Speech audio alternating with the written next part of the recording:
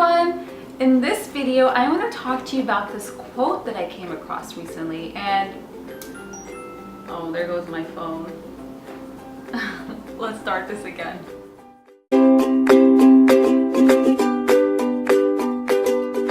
Hi everyone! In this video, I want to talk about a quote that I came across, and the quote is, "It doesn't matter how one was brought up, what determines the way one does anything is personal power." And I very, very much resonate with this quote because I feel like we all owe a lot of our upbringing to the people we have become as adults and the people who we are right now. So if you can take your life in retrospect and look back into your childhood years and your teenage years, see those things that happened during that time period that really defined who you were as a person, and you've kind of incorporated that and it's kind of become a part of who you are today. And oftentimes we feel like our personal power is something that is outside of us, and our personal power is something that takes time, takes effort, takes courage, takes confidence to build. But no, not really. Your personal power is a decision that you make in understanding that no one can take your power away from you. And regardless of how you were brought up, you can change the outcome, you can change the story, you can change the way your life will play out, the rest of your life will be. It's so easy to look at the way we've been brought up and kind of say, why did that happen to me? That's not fair that it happened to me.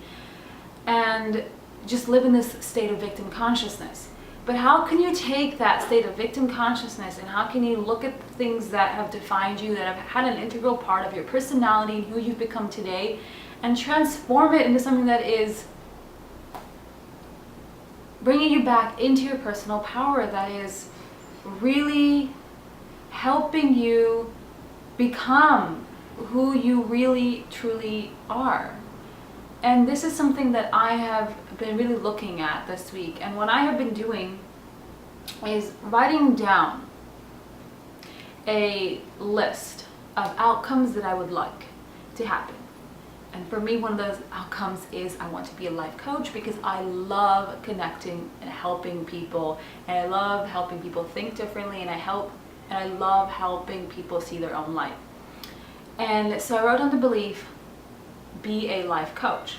And then what I did was I took and I wrote down all the reasons that I tell myself, or my ego tells me, why I can't be a life coach, or all the good reasons, or all the empowering reasons, all the supporting reasons why I can be a life coach.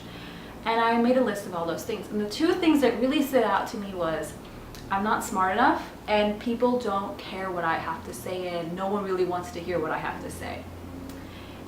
And I subconsciously or consciously knew that was a belief of mine. But not until did I see it on paper could I connect the dots and see, oh my gosh, I've been living my whole entire life on these beliefs that I'm not smart enough and no one really cares what I have to say.